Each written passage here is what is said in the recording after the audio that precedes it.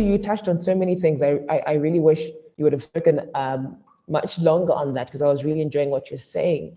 But like you said, no pressure. I think my first question for you, with regards to your talk around legacy building, you mentioned that now we are currently in unprecedented times.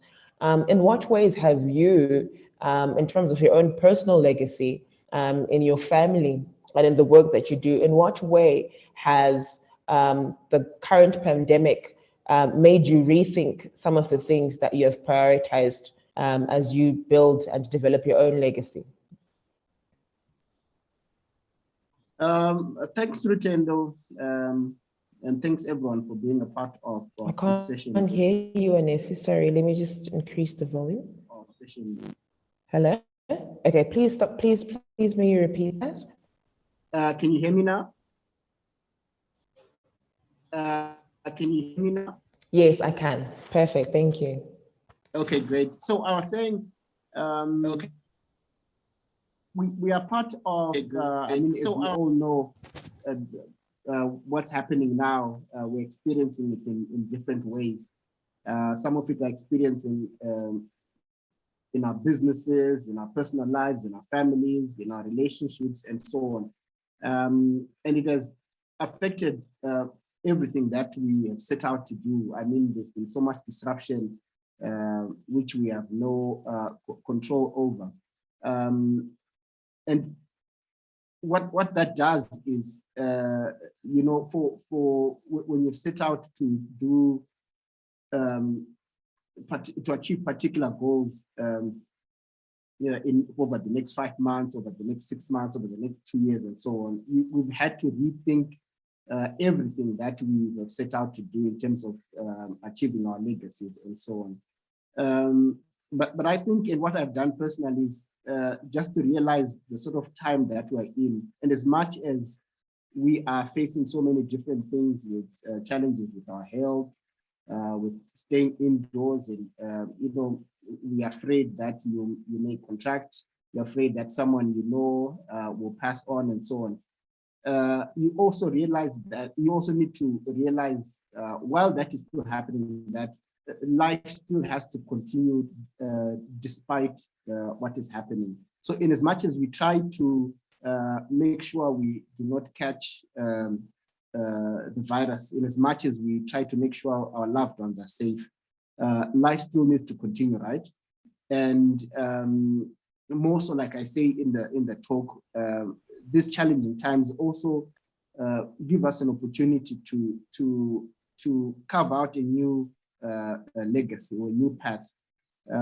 You notice all the people whose legacies we speak of, all the people in history that we read about in history books and so on, they were faced with similar challenges, whether it's health, whether it's financial crisis, different crises through and through.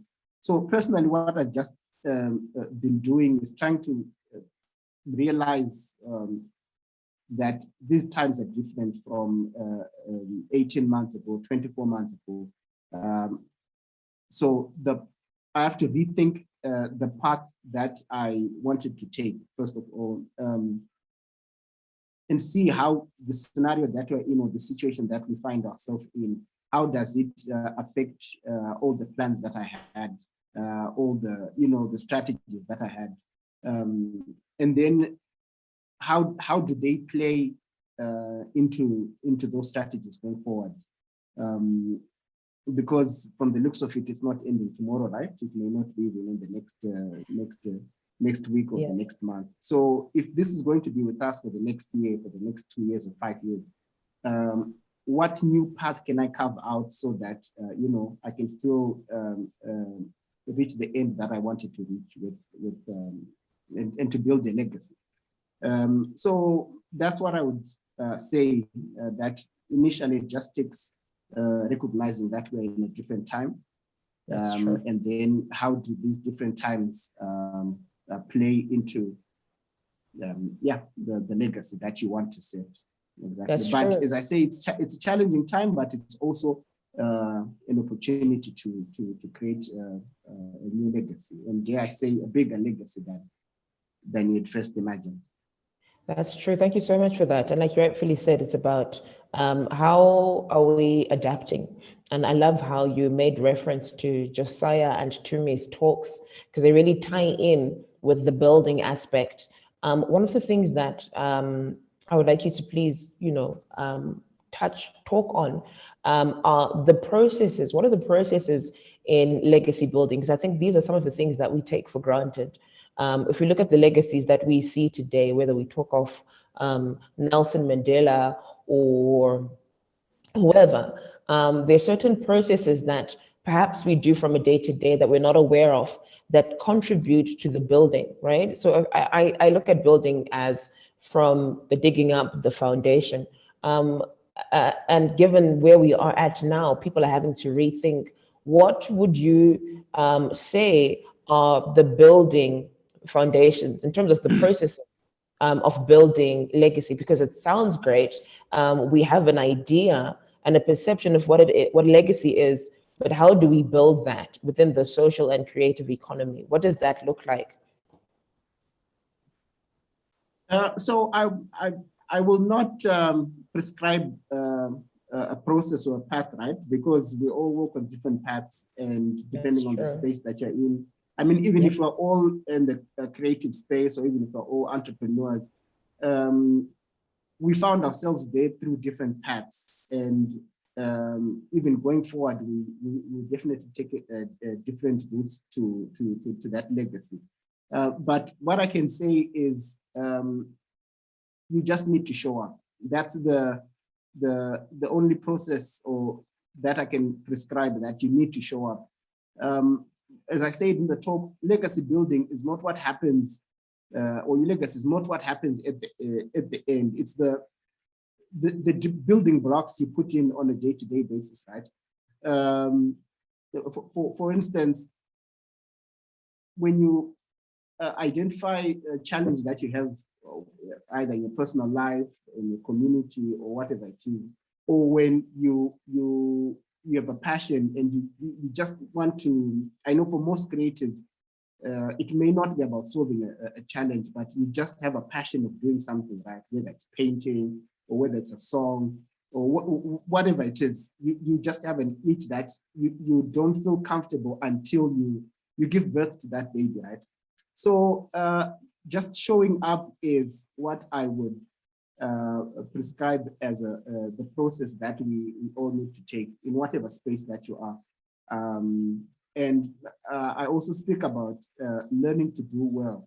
We all know our craft, but there's always room to even do better than how we're doing it today. So constantly challenge yourself to do better than you're doing today.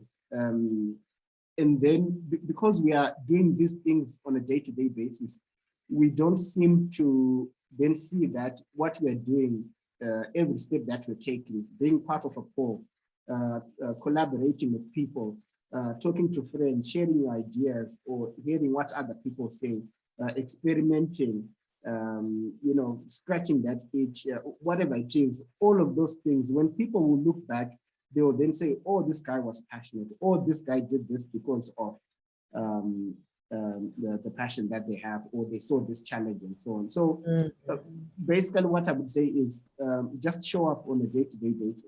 And then at the end of the day, yeah. That's the most important thing. So we've got a question. Thank you for that, Anesu. We've got a question. It says, great big idea talk, Anesu, well done. And the question is as follows.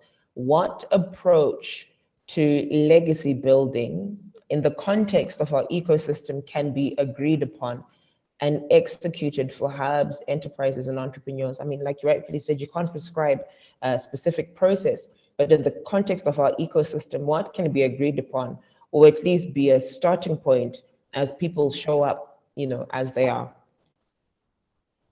Okay, I could talk about a couple of things. I mean, for instance, the key theme of this digital meetups is adaptation, right?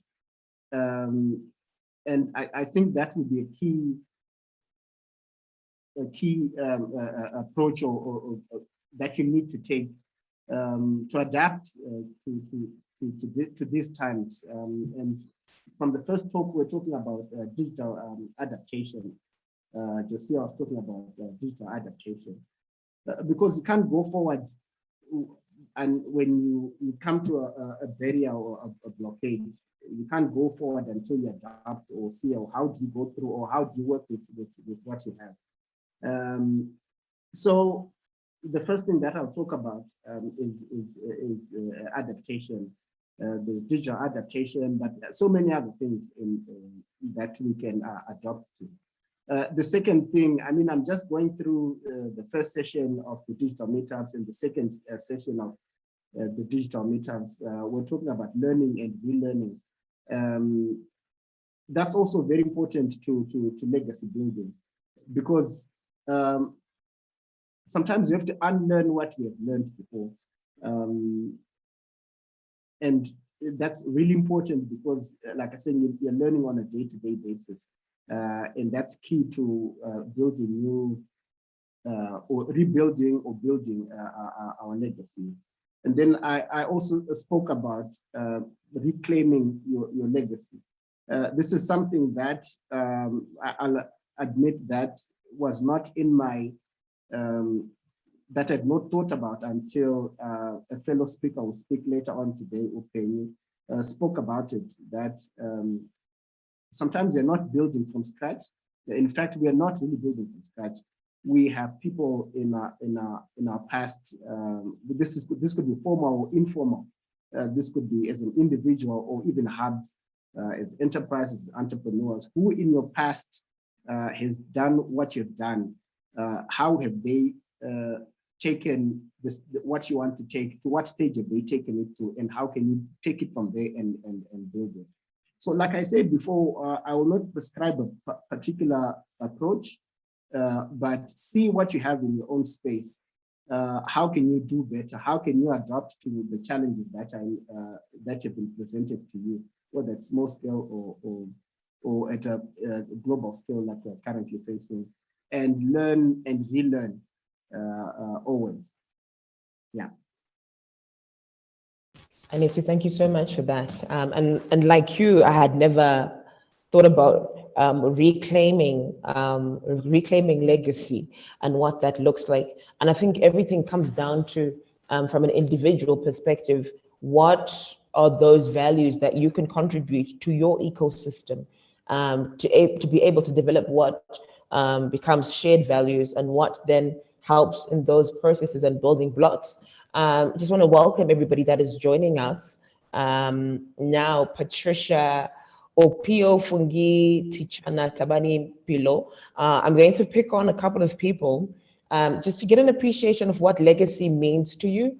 So if I pick on your name, please may you do whatever's comfortable for you, whether it is, if you'd like to be on video, that's great. If you just want to just be on audio, that's absolutely fine. Beaton M.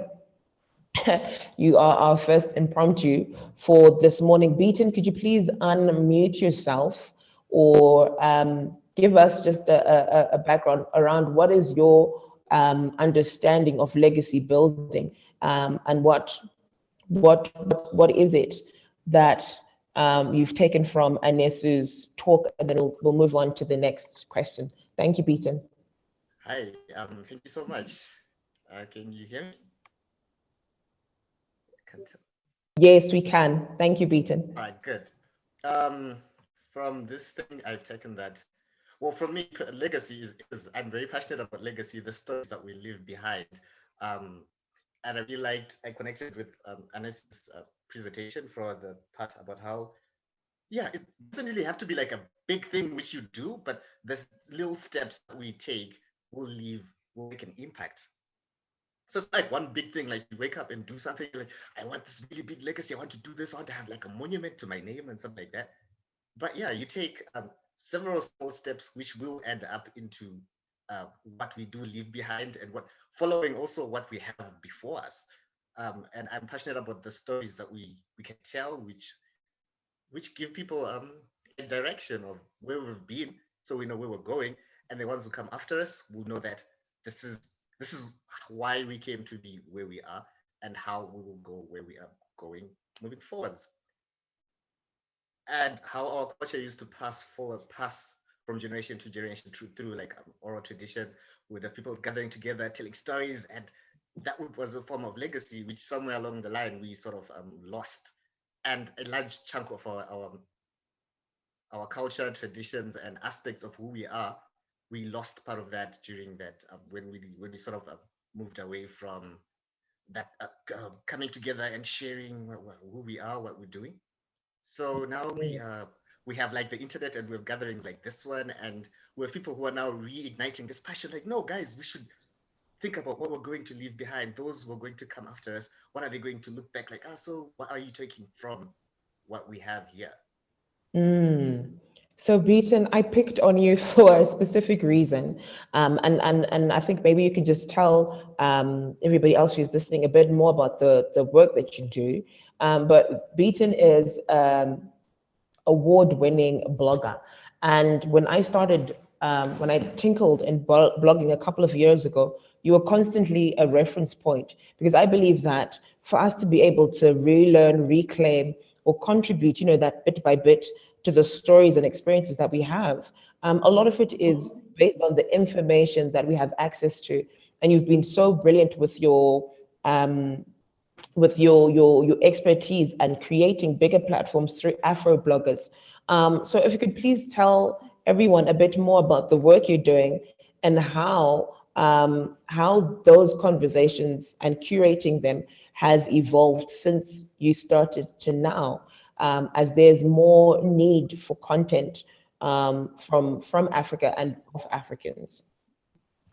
Okay, so Afrobloggers is a community or a virtual hub which connects, promotes, and celebrates uh, storytellers from the African content and from the African continent and for the African continent, regardless of where they are. And yeah, this started just as we just brought people together because you mentioned that I'm a blogger. Yes, I've been blogging for the past 8 years, I think. And when I started, the space was when you go there and you're thinking blogging, it was just done mostly like outside of Africa, outside out there. And when I started trying to find other people, like, okay, so where's everyone else? And there was just very small. There's a small group of people. Like, I think if I drop like a couple of names, like, yeah. So there was Guy, there was Messi, there was like just a few names which you could pick up with, like, yeah, who are the bloggers from, let's say, Zimbabwe.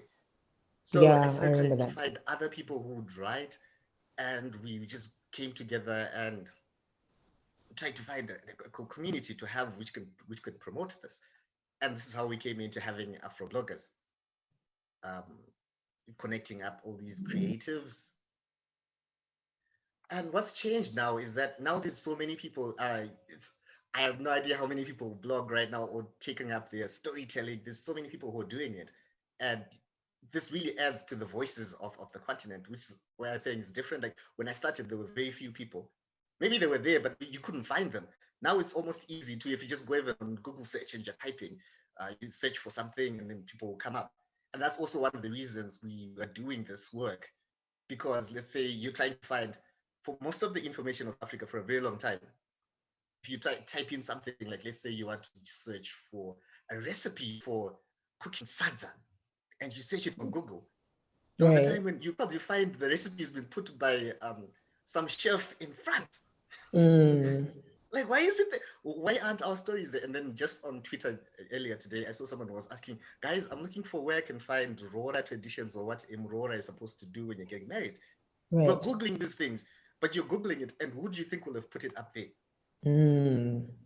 These are the stories. We're like, no, so when you experience something, tell those stories, put it up there. So when you're looking for this information, now it's there because you're putting it there. We're mapping our content, we're putting there with our culture. Like, okay, so how does one those clan praises, let's say, for a Yep. particular totem? And you're looking for those ones, and you're wondering, okay, I'm searching for this on Google, but have you ever stopped to think, like, okay, you're searching for it on Google, but who do you think put it there on Google? That's Have you true. put anything on the internet for, like, the information that you have you put it on on the internet so other people can access this? Mm. That's also a form of like legacy. That's true. And like, yeah, you're putting just this up. So the more we're encouraging people to take this up, to do it now, it's become easier, and the impact now just grows bigger with more people coming in. Suddenly people are raising, like, no, I just thought when you guys were blogging, you were just having a diary on the internet. But no, it's now so much more than that. It's evolved.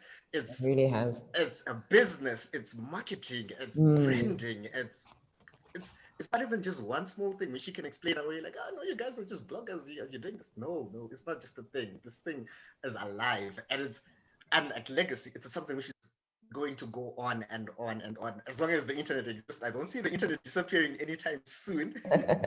That's true, Beaton. Thank you so much, and we're looking forward to learning more from our next speaker, Josiane, from 10 o'clock. But we'll get more into that conversation. So thank you so much for your insights. And like you rightfully said, just tying into what Anesu said, that it's bit by bit, and it's not like a momentous thing. I think when we talk about people that have left legacies, we always focus on these big, enormous people that have got statues, but we forget that day to day we're contributing to a legacy. Even through this discussion, it will be archived in our memories, but then also archived digitally. So I think that's a very important thing that today's conversation brought up. So thank you very much for that. Coming up next, representing Uganda, drum roll, Patricia Opio, could you please unmute yourself or go on video, whatever is more comfortable for you, so that we hear your appreciation of legacy and purposepreneurship that you are doing in Uganda. Patricia, over to you. Hi, thank you so much. Patricia from Opio. I was not informed that I was supposed to speak, but I'll just jump right in.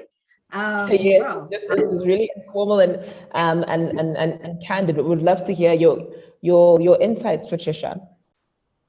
Funny enough, I am part of Afrobloggers. I'm part of the Ugandan chapter.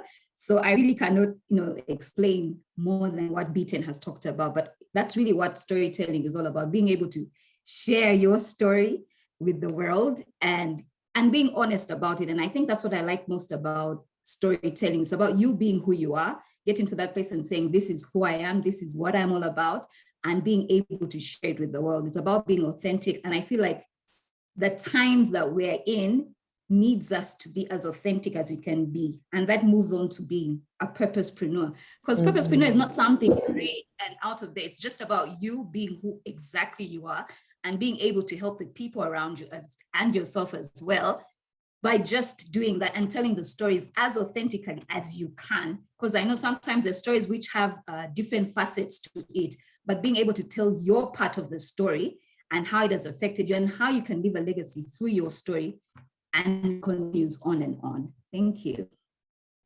Thank you so much for that, Patricia. That's very important. Like you already said, honesty is so important now, and I think a lot more people are receptive to when you're honest about your story and where you're from. And I think when you're honest and you allow yourself to have that vulnerability, it opens people up to share more. There is a question for you, Anesu, and says, hi, Anesu. Do you believe that our culture as a people and as a SoCreative community can affect our decisions when it comes to visioning for the future and building a lasting legacy? That's quite a mouthful. Anesu? Thanks. Yeah, so culture is a big part of legacy building. In fact, I did say that culture is a legacy in itself, because as I sort of tried to define it, legacy is what you are handed from the previous generation, which you take care of and pass on to the next generation. And that's the very exact definition of culture. We receive a particular way of doing things, processes, strategies, values, and so on. We take them, we apply them to what we're doing on a day-to-day basis, and depending on the times that we're in, we change them, and then we pass them on to our kids and those that will follow after us. So culture is definitely a huge part of legacy building itself being a legacy. And as we're saying, doing small things on a day-to-day basis, all of those things are colored by our belief systems, which is a big part of culture, our values, which are a big part of culture. And because culture is so dynamic, for example, Patricia and Beaton were talking about blogging, right? Which they started working on a decade ago and so on. There was no culture of blogging then, but there was a culture of storytelling. So they took that storytelling and used a different platform, a different medium. So there's a new culture of blogging, but it also takes up from the culture of storytelling that we received. In another decade or 2 decades, Beaton's kids or those he mentors will take up storytelling and do it in a different way. God knows what will happen, different platforms that we'll be using in 10 or 20 years time. So that's it about culture. It's a huge part of legacy building. And that's not just to us as individuals, but in the hubs, in communities, in the enterprises that we're building. Culture is a huge part of what we do on a day-to-day basis. Yes, so important. Thank you so much for that, Anesu. So I'm just going to do a last call out. If anybody has a question or if they would like to contribute, what their take is or what their perception is on legacy building. On last week, Friday, we had our last SoCreative Friday chats, which were very, very engaging. And we had a couple of people join in and chime in. One of them was Nontigelelo Mutiti, who was an educator and now is an artist that uses her platform to document different stories. And one of them that really intrigued me was the history of hair or Black women's hair and the stories that they told. A while back in the day, you could tell a journey. They'll do different plats, symbolized different things, and these are some of the things that we take for granted in our day-to-day. So I would like to call upon Fungi Tichana, because he also mentioned, oh, sorry, Titi, I see your hand is up. Let me finish my train of thought. Thank you for that, Marshall. We're going to call upon Fungi Tichana to talk about legacy building as a choreographer and how that journey has transitioned from when you started. Please, Fungi, and then Titi, we'll get to you. So Fungi, if you could unmute yourself with Titi on standby. Thank you.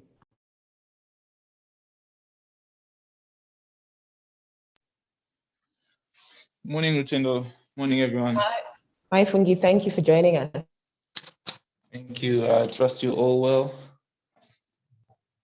So, legacy for me, as from what Anesu was saying, it's for me, how as a choreographer, it comes from obviously what we do day by day, yes, because we have to dance and create and be better every day. So in the sense that we are impacting our students from children to adults, the more you are in front of them, the more you're actually building a legacy because you are improving them. You're like a superhero, and your legacy is actually being built because they look up to you, not just in dancing, but in general. You actually see that even in life. They'll be like, that guy, if it wasn't for him, I wouldn't be as resilient as I am in another area of life, because we build a legacy not only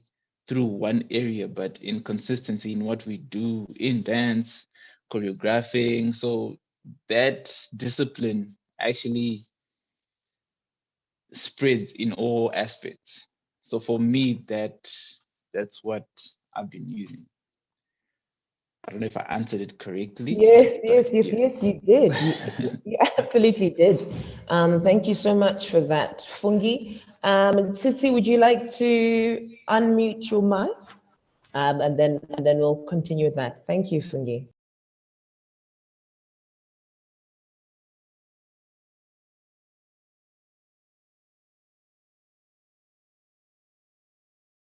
Hi, Tsitsi.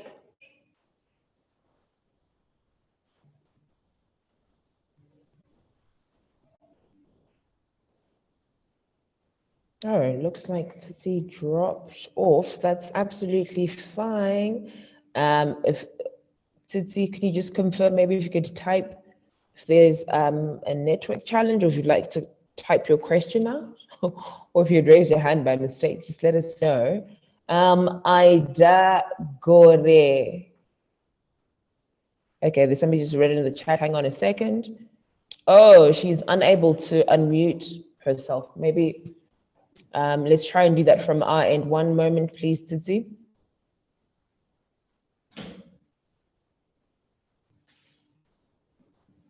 We'll wait on that. Okay. Kindly allow me to unmute. Okay, one moment, Tsitsi. You should be good to go.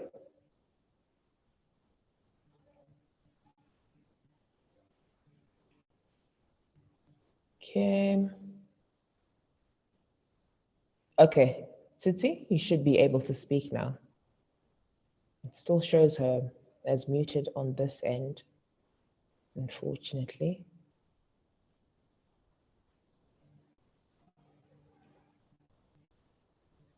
Okay, while we wait for Tsitsi's mic to be unmuted, hang on a second. Still can't unmute. So while we wait for Tsitsi to be unmuted, please, Tsitsi, whilst we're sorting it out, do you mind typing your question just so that at least we can have that contribution included in the event that we're unable to rectify your mic issue. But for those of you that have missed the previous two meetups, as Anesu was referring to me and Josiah's talks, you can watch those on our YouTube channel. That is SoCreative Hub Summit.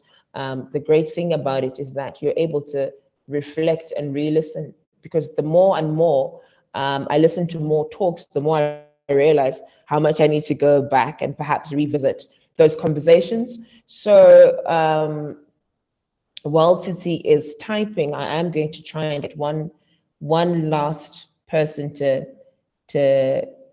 give us their views on legacy buildings. But if not, looks like there are no hands up.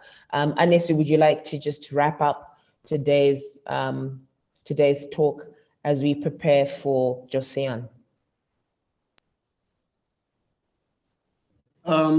Thanks again, Rutendo. So I just wanted to add on that. I like what Patricia was saying about the honesty. That's a big part of legacy building, because if you're not honest first with ourselves and then with the people around us, then we build a different kind of legacy, right? If I was to say it in short, I mean, or it's a liar, or they are not real, they are not authentic. So authenticity comes from the honesty that we give to our storytelling, and that honesty is really important. And then the other thing that I would also want to throw in there is collaboration, because all the people that we speak of, even though we put statues of the one person, they are a lot of people who prop up that particular person. They work together, they encourage that person, they contributed whatever resources, whether it's financial, whether it's human resources, or whatever it is. So working with other people is a big, important part of building a legacy. And sometimes other people's legacy is not the fact that they were on top, but their legacy is that they helped other people to eventually come up with a solution or to be on top or whatever it is. So yeah, I mean, to wrap up, what I would want to say is, you know, dig into it, go at it on a day-to-day basis, and continue doing your craft, do your work, you know, scratch that itch, as I said, and one day people will look back and say, oh, this lady or this guy or this ancestor of ours, you know, he or she carved a path for us and it's making it easier for us to do what we do. Yeah, thank you. Fantastic. Anesu, thank you very, very much for that insightful conversation. And like you rightfully said, maybe you're the one who's assigned to prop up and build and support somebody else who is doing or establishing something that is on a grand scale. So don't take that for granted. So thank you very much. Coming up at exactly 10 o'clock is Josiane. So please make sure to tune in for that. And if you've got any questions for Anesu, how can people get in touch with you if they've got any further questions that they might have? So I'm on Twitter and Instagram and LinkedIn with my handle at Anesu Freddy. Simple. Anesu, ANESU FREDDY. And also fantastic. Yeah. And Okay, sorry, Ru, I urge everyone in the meeting. You really need to tune into what Josiane has to say. I mean, she's one of the people that inspired me to speak about what I spoke on today. So if you picked up one or two things from what I said, then you really need to tune into Josiane. Thank you. Oh, fantastic. Thank you so much for that, Anesu. And I'm just going to read Tsitsi's comment around her views on legacy building. And she says, my view on legacy building as an aspiring entrepreneur is that I see or hear most people view it materialistically, but I believe it's also more of imparting knowledge, skills, and being a housewife who is running and building up entrepreneuring. She tries by all means to teach and encourage her kids to do whatever they're hoping to impart that kind of legacy. Goodness, that is so important. I think Beaton also touched on that. You know, it's an element of oral tradition. Part of legacy buildings is that support, is that affirmation, is that knowledge, and is that skills transfer. So Tsitsi, thank you so much.